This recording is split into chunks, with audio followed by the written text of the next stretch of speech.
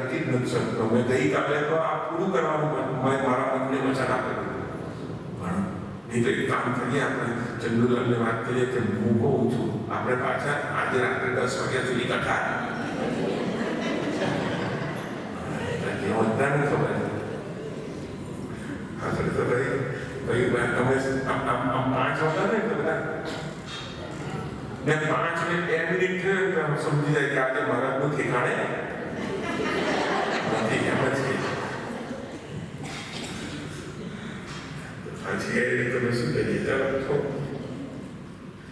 શ્રેષ્ઠ આપના દેહનું વર્ણ કંચન કંચન એટલે શું?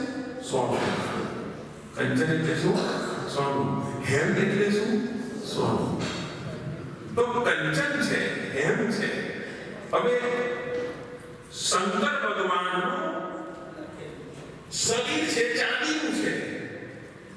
શંકર ભગવાનનું શરીર એ ચાંદીનું છે અને એટલા માટે થઈને જો શંકરનું શરીર ચાંદીનું હોય તો રામદૂત શંકરમાંથી જ નીકળ્યા છે અને એટલા માટે એનો દેહ સોનાનો હોવો આવશ્યક છે અને વ્યાજબી પણ છે. હવે સોનું કેમ નીકળ્યું મને ખબર નહીં પડી પણ સોના જેવો તુલસીદાસે કેમ તુલસીદાસે હનુમાનજીના એક લક્ષણ આપણી પાસે સમય ઓછો એક અક્ષર પર કથા થાય કે હનુમાનજીને કંચન કેમ કહ્યું છે એની પણ કથા કારણ કે તુલસીદાસે સૂક્ષ્મ દર્શન કર્યું છે. એકદમ સોનું હંમેશા શુદ્ધ હોય એમ કહેવા જઈએ 24 કેરેટ સોનું છે ને એ સોનું ને ભાઈ ઓલું મિક્સિંગ 18 કેરેટ ને 22 કેરેટ ને 20 કેરેટ વાળું વાત નથી આ હનુમાનજી કેવા છે 24 કેરેટ સોના અને સોનાને શુદ્ધ કરવા માટે શું કરવું પડે? તપાવવું પડે. તો હનુમાનજીને તપાવવું પડે એટલે કેવી રીતે? એને તપ કર્યું છે. માણસ તપાવવું નહીં પડે, તપ કરે. જ્યારે તપ કરે માણસ ત્યારે તપે છે અને તપે અને એટલા માટે એનામાં વધારે એટલા માટે છે જ્યારે લંકા બાળીને જ્યારે હનુમાનજી સીતા માતા પાસે આવ્યા તો સીતા માતાએ શું કહ્યું કે તમે આવેલા એના કરતા વધારે તેજસ્વી દેખાવો છો. હજુ તમારા ચાણકા વધારે આવો બાળીને આ થઈ જવા જોઈએ. આખી લંકા કાઢી થઈ ગઈ પાછી પણ હનુમાનજી વધારે ઉજળા થયા, વધારે દેખાવા થયા. તો એ સોનું છે 24 કેરેટનું અને એટલા માટે કંચન વરણ વરણ એટલે શું? વર્ણ. આમ કહેવાય વર્ણ બે રીતે કહેવાય. વર્ણ એટલે કલર પણ કહેવાય, રંગ. કંચન વરણ એટલે વર્ણ એટલે રંગ પણ કહેવાય અને વર્ણ એટલે ધર્મ પણ કહેવાય. કયા વર્ણનો છો? બ્રાહ્મણ છો. કયા વર્ણનો છો? વૈશ્ય છો, શૂદ્ર છો, ક્ષત્રિય છો. તો હનુમાનજી કોણ છે? હનુમાનજી બ્રાહ્મણ છે. એટલા માટે 2-3 વાક્યો કથાની વિપ્રરૂપ ધરી 2-3 વખત વિપ્રરૂપ લઈને ગયા. ભગવાન રામ અને લક્ષ્મણને પહેલી વાર મળવા ગયા સુગ્રીવના દ્વારેથી તો વિપ્રરૂપ લીધું અને જ્યારે વિપ્રરૂપ એનો થયા અને પાછું આપણે હમણાં જ જોયું જનોયાગની વિપ્રને બ્રાહ્મણને જનોય આપવામાં આવે તે બ્રાહ્મણ છે. કંચન વરણ વ્યાસ કેસા કાનન કુંડલ કુંચિત કેસા એ કપી શ્રેષ્ઠ. તમારો વર્ણ, તમારો રંગ એ કેવો છે? સોના જેવો છે. અને સોનું કેમ? કારણ કે તમે તપ્યા છો. ક્યાં તપ્યા છો? રામની સેવામાં તપ્યા છો. રામની સેવામાં તપ્યા તપી અને વધારે તમે ઉજળા થયા છો. તમારી કિંમત આજે વધી ગઈ છે એમ કહેવામાં આવે છે.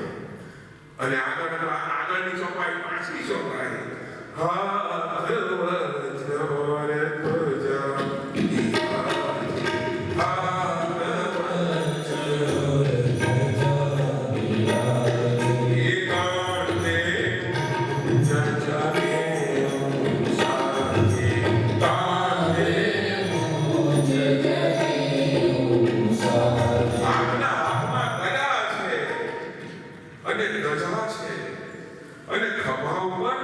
શું છે? જનેવું. જનેવું એટલે જનોઈ. તમારા હાથની અંદર વજ્ર છે. વજ્ર છે યાની કે ગદા છે અને ધજા છે.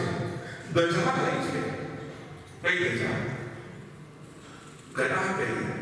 ગદા એટલે ભગવાન રામના નામની શ્રદ્ધારૂપી ગદા છે. તો ધજા શું છે? ધજા એટલે પ્રતીક, ધ સિમ્બોલ. અને એટલા માટે હનુમાનજી એમ કહેવા માંગે છે કે મારા હાથમાં જે ધજા છે એ સદાય વિજય રહે. આપણે જીતીએ એટલે ધજા ઊંચી કરતા, અને આ ધજા છે એ મારા રામની શ્રદ્ધારૂપી. અને મંદિરોની અંદર પણ શું હોય? ના શિર પર હોય કે મંદિરના શિર પર હોય ને, શિખર પર હોય ને ધજા, તો શિર પર હોય અર્થ શું થાય કે ભગવાને આપણો ભાવ, આપણી શ્રદ્ધા પોતાના માથા પર રાખ્યા. ધજા ચડાવી છે મંદિરમાં, એની પાછળનો ભાવ આ છે કે અમે અમારી શ્રદ્ધા રૂપી જે ધજા છે એ આપને અર્પણ કરીએ છીએ. તો આપ રાખશો ક્યાં? ભગવાન કે મારી બાજુમાં રાખવું? ના, આ તો મારા ભગતની શ્રદ્ધા છે, અને જેવી જગ્યા પર નહીં રાખવું, એને મારા માથા પર રાખવું. અને આખું જગતને નિહાળે. તમે જુઓ, મંદિરની ધજાના દર્શન તમે કરો છો તો પણ ભગવાનના દર્શન નહીં થાય, ભગવાનના પગ બંધ હોય, પણ તે છતાં પણ જો ધજાના દર્શન થઈ જાય તો પણ ભગવાન તમારી હાજરી પૂરી રહે છે કે આવી ગયો. તો ધજા કઈ? તો કે વિજયી પતાકા, એની ધજા છે. ગદા કઈ? તો કે છે કે ગદા એ મારા ભગવાન રામની શ્રદ્ધારૂપી ગદા. અડગતા, શ્રદ્ધા, દ્રઢતા, મક્કમતા, નિડરતા, આ બધાની ધજા છે, આ ગદા છે. તો ગદા આ 5 પ્રકારની તમને ગદા કહ્યા. અને ધજા કે ભગવાનની શ્રદ્ધારૂપી ધજા છે. અને ખભા પર જનોઈ શોભાયમાન છે. જનોઈ શું છે? હમણાં શાસ્ત્રીજી કહ્યું જનોઈ લીધા પછી મેં કહ્યું એ પ્રમાણે મા બાપ બદલાઈ જાય છે. તમે જનોઈ લો પછી મા બાપ બદલાઈ જાય તમારા. એટલે કે આધ્યાત્મિક મા બાપ બદલાઈ જાય. મા ગાયત્રી બને અને બાપ ભગવાન નારાયણ બને છે. આ યાદ રાખવાનું તમે ક્યારેક એવો છો. અને એટલા માટે બધા પ્રમાઇસીસ અને તમારી પાસે તમારે પછી એમાં રહેવું પડે. તો જનોઈનો અર્થ અહીંયા એ છે કે તમારા કંધા પર જનોઈ છે, એનો અર્થ એમ કે તમારી પાસે પવિત્રતા છે. જનોઈ શેનું પ્રતીક છે? પવિત્રતાનું પ્રતીક છે. એટલે તમે પવિત્ર પણ છો આ ભાવ સાથે. ઓર આગે છઠ્ઠી સુંદર સુવન કેસરી નંદન, સુંદર સુવન કેસરી નંદન, તેજ પ્રતાપ મહાજગવંદન, તેજ પ્રતાપ મહાજગવંદન. હે શ્રી નંદન, આપ શંકરના અવતાર છો. આપ મહાન પ્રતાપી અને સમુદ્ર વિશ્વમાં પૂજનીય છો, વંદનીય છો, આદરણીય છો. આપણે જોયું આગળ, એટલે આનો વિસ્તાર હું કરતો નથી. કેસરી નંદન, આપ શંકરના અવતાર છો. હે કેસરી નંદન, આમ તો બાયોલોજીકલી જોવા જઈએ એમ કહેવાય, બાયોલોજીકલી તો શું, પણ એમ કહેવાય કે અંજની અને કેસરી આ બે માતા પિતા. હા, કેસરી નંદન છો. તમારા પાસપોર્ટની અંદર આમ જ લખાશે હનુમાનજી કેસરી, આવી રીતે લખાશે તમારા પાસપોર્ટની અંદર. પણ તે જ તમે મૂળ કોણ છો? મૂળ એ છો શંકર. આપ શંકરના અવતાર છો. શંકર સુવન નહીં. રામભદ્રાચાર્યએ કહ્યું કે શંકર સ્વયં હિમસેલ્ફ, એ જાતે જ છે. તો કે સુવનનો અર્થ પણ એક રીતે જોઈએ તો નિયર બાય આ થાય છે કે શંકર ના છો, તમે શંકર સુવન છો. એટલે કે એના જ અવતાર છો. એટલે બહુ ફરક બહુ નથી લાગતો મને. તુલસીદાસજી બહુ વિચારીને લખે શંકર સુવન કેસરી નંદન. આપણે જોયું કે દેશતાજી અને જેને નથી સાંભળ્યું તરત યાદ કરી કરાયો કે શંકર ભગવાન પાર્વતી માએ કૈલાસ પર બેઠા છે. શંકર ભગવાન થોડા હસ્યા. પાર્વતી માતાએ પૂછ્યું કે આપનું આ મરક કેમ કરો છો? ત્યારે કહ્યું છે કે મારે મારા રામ, મારા ઈષ્ટદેવને મદદ કરવા માટે જવાનું છે. કેમ, ક્યારે, કોની? અને ત્યારે શંકર ભગવાને કહ્યું મારે મારા રામને મદદ એ રીતે કરવાની કે રાવણને મારવામાં મારે મદદ કરવાની છે. પાર્વતી માતાએ કહ્યું કે રાવણને તમે કેવી રીતે મારશો? રાવણ તમારો ભગત છે, તમને રોજ તમારી પૂજા કરે છે. એ તો માનું છું કે મારી પૂજા કરે છે. મારા 10 અવતારની પૂજા એને કરી છે. એ વૈદ્યનાથ જ્યોતિર્લિંગની કથા, નવમું જ્યોતિર્લિંગ વૈદ્યનાથ જ્યોતિર્લિંગ, અને એમાં કથા આવે છે કે રાવણે પોતાના મસ્તક કાપી અને યજ્ઞમાં આહુત કર્યા છે. એ 10મી કરી પણ 11મો રુદ્ર અવતાર એની પૂજા નથી કરી, એટલે 11મા રુદ્ર અવતાર રૂપે હું ભગવાનને મદદ કરવા માટે જવાનો છું. આ કથા છે. એટલે એટલા માટે શંકર સુવર્ણ કેસરી નંદન બરાબર છે. તમે શંકરના અવતાર છો, મહાપ્રતાપી અને સમગ્ર વિશ્વમાં પૂજનીય છો. માણસ પૂજનીય ક્યારે થાય? વંદનીય ક્યારે થાય? આદરણીય ક્યારે થાય? આ બધા વિશેષણ માણસની આગળ ક્યારે લાગે?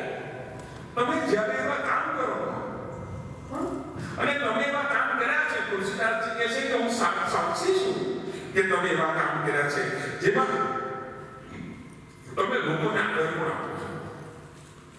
રાવણને આદર આપ્યો છે. હનુમાન દાદા વિચાર કરો, રાવણે પૂછ્યું છે હનુમાન દાદાને પોતાની સભાની અંદર બધું પકડી લાવ્યા છે, ત્યારે સભામાં લાવ્યા છે, પૂછ્યું કે તું શું કરતો હતો? અને ત્યારે હનુમાનજીએ રાવણને પ્રભુ તરીકે સંબોધ્યા. પ્રભુ, આમ તો પ્રભુ કોણ? હનુમાનજીના પ્રભુ તો રામ છે. રાવણને પણ કેમ તમારા દરબારમાં આવો છો? તમે રાજા છો એટલે તમે પ્રભુ છો, સાહેબ આદરણીય છો. તમે માન લોકોને, તમારે માન જોઈતું હોય તો લોકોને આપતા શીખો. મૂળ વાત છે. ઘી અને તેલની કથા છે ભાઈ. તમે જે આપશો એ જ તમને પ્રાપ્ત થશે. તમને માન જોઈએ છે, માન આપો. બાકી ઘણા એવા કડવા એટલે કડવા તારેલા એવા કડવા માણસો મેં જોયા. બોલે એટલે કડવું જ બોલે. હાવ કડવું બોલે. આપણે ખાઈએ છીએ મીઠું. મને બતાવો એ કથા છે, મને કડવું કેટલાને ભાવે છે. ડાયાબિટીસ વાળાની વાત નથી કરતો. ને હવે તો ડાયાબિટીસ વાળાને શું કરવું, કડવું નથી ખાતું એમ જ મરવાનો હતો. હું મગજ મારી કેટલું કડવું ખવડાવતો. તો કહેવાનો ભાવ આ છે કે આપણે ખાઈએ છીએ મીઠું પણ બોલીએ છીએ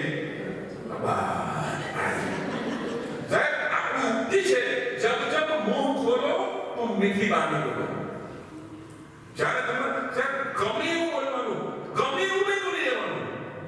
આપણે ગમે એવું બોલી લઈએ. કોઈને લાઈક થાય, કોઈને ગમે એવું. આ શબ્દ એક જ છે. ગમે એવું બોલવાનું, ગમે એવું નહીં બોલી લેવાનું. ગમે એવું બોલીએ, આદરણીય થઈએ, પૂજનીય થઈએ, માનનીય થઈએ. વિશ્વમાં પૂજાય કોણ?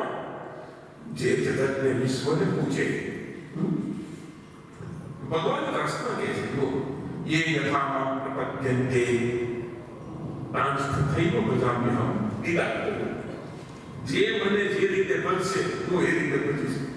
જો ભગવાન કૃષ્ણ એમ કહેતા હોય કે જે મને જે રીતે બનશે એ રીતે બની શકે, આપણે શું થાય? ભગવાન એમ કહે છે કે તું મને જે આપશે એ તને આપીશ. હા, બધી હોશિયારી નહીં કરતો કે તું મને ગાળવા એક રાખશે. શિશુપાલની સાથે બહુ વ્યવહાર, એક વ્યવહાર ભગવાન. શિશુપાલની ગાળો ખાધી, પણ શિશુપાલની માને વચન આપેલું, મામા કોઈના છે આપણે. શિશુપાલને પ્રશ્ન, માં કોઈ વચન આપેલું કે બન્યું એવું કે શિશુપાલ જ્યારે જન્મ્યો ત્યારે આખા શરીર પર જુદી જુદી જગ્યા પર અંગો હતા. આંખ અહીંયા, કપાળ પર, હાથ બીજા બે હાથ ત્રણ આ બાજુ, ત્રણ આ બાજુ, 6 પાછા છૂટા એવા હતા. તો પછી બધું બહુ બતાવ્યું બધા. શિશુપાલની માએ તો બધાને મારી નાખો, હવે છોકરો બાળક જોઈએ જ નહીં. પણ કોઈએ કહ્યું કે એવું નથી. આ બાળક ને બધાને આપો. તમારા ઘરેથી ખબર લેવા આવે ને એના ખોળામાં મૂકો. જેના ખોળામાં આના વધારાના અંગ ખરી જશે એના હથાનું મૃત્યુ થશે. અને મરાઈ નહીં. કૃષ્ણ આવ્યા, બધાના ખોળામાં મૂકે, પણ એકના એના જ લે અંગો એના. કૃષ્ણ આવ્યા, કૃષ્ણના ખોળામાં જેવો શિશુપાલને મૂક્યો, બધા અંગ ખરી ગયા. એટલે ભગવાન સાબિત શું થયું? કૃષ્ણ હથાનું મૃત્યુ છે. એટલે માએ કહ્યું કે હું લપાવવાનો, મારા દીકરાને તું મારશે. ત્યારે ભગવાન કૃષ્ણએ કહ્યું કે આને આમ ડાયરેક્ટ નહીં મારીશ, આની 100 અપમાન હું માફ કરીશ, 100 ગુના માફ કરીશ, પણ 101 કરશે તો પછી છોડીશ નહીં. અને એટલા માટે થઈને 100 કાળ બોલ્યા. તમારે કોઈને આ જે કંઈ દેવું હોય કોઈ આપતું હોય એવું આપો કે જે તમને રુચિકર હોય. તો ત્યાં સુધી કહું છે શું કામ આપણે બધા છે ને સાહેબ આ ઈગો એટલો વિચિત્ર છે, પગે લઈ ગયા, આનાથી તો હારી ગયા. આટલું બધું ધર્મનું જ્ઞાન, આટલી બધી કથાઓ આપણે સાંભળીએ તો પણ તમે જોજો જરાક પેલું થાય એટલે આપણે નહીં થાય. હવે આ દિન સુધીમાં તમે જે કથાઓ સાંભળી છે ને હું પણ આવી જાય મેં પૃથ્વી ઓલસો, તો આપણે હવે કથાને ઉતારીએ, કથાને પીએ, ખાલી સાંભળીને આજે ભોજન કરીને વયા છીએ એવું નહીં. જિંદગીનો સુધારો આવવો જોઈએ છે, જીવન સુધારવું છે. નહીં તો આમાં પિક્ચરમાં હું ખરા અમિતાભ બચ્ચનનું પિક્ચર જોયું ને ગમ્યું, પછી બીજાનું આવ્યું તો પેલા એના એનું હાથ આવ્યું તો પેલાને ભૂલી ગયા એવું નહીં. બધામાંથી કંઈ ને કંઈ મળશે પ્રેમ અને શ્રદ્ધાથી. ઠાકોરજીની કથા આ ખાલી કથા નથી પણ એ મારું ને તમારું જીવન છે, જીવની છે, જીવન નહીં જીવની એટલે કે લાઈફ છે. અને એને આપણે એવી રીતે પવિત્રતાથી માણીએ આવું જીવન સુની. તો શું કહ્યું એને? શંકર સુવન કેસરી તેજ પ્રતાપ મહાજન આગળ વિદ્યાવાન મુનિયતિ ચાતુર રામદાસ કરી દે તો બહાદુર. વિદ્યાવાન મુનિયતિ ચાતુર રામદાસ કરી દે તો બહાદુર. વિદ્યાવાન છો, ગુણી છો, તમે બુદ્ધિવાળા છો, એક સાબિત ક્યારે થાય? આપણે ગઈકાલે જોયું ને બલ બુદ્ધિ વિદ્યા દેવું મોહી. વિદ્યામાં મેં શું કહ્યું? બળ ને બુદ્ધિ શેનામાં કામ લાગે? સંસારમાં. એને વિદ્યા શેના માટે માંગવાની?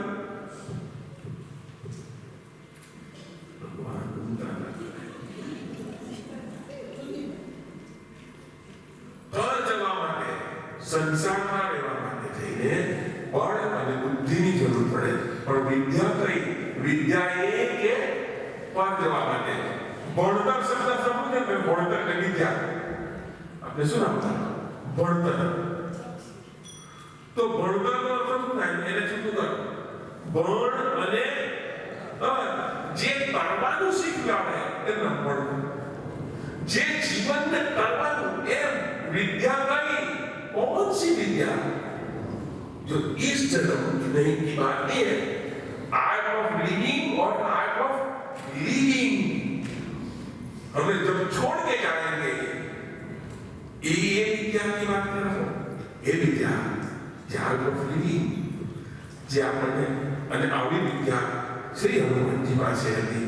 અને ભૂમિ અતિ ચાતુ એક વિશ્રેષ્ઠ આપ વિદ્યાવાન, ગુણવાન અને ચતુર છો.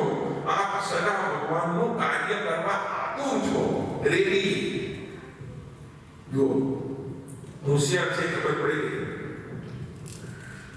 જ્યારે મૈનાક પર્વત પાસે જ્યારે આવ્યા, મૈનાક પર્વતે એમ કહ્યું કે મારા પર થોડો આરામ કરીને તમે જાઓ. કે ભાઈ મારી પાસે એટલે એમ કરીને પ્રલોભન આપ્યું, લાલચ આપી કે આ શું છે? આરામ કરવા બેસે છે કે એને આતુરતા કેટલી છે?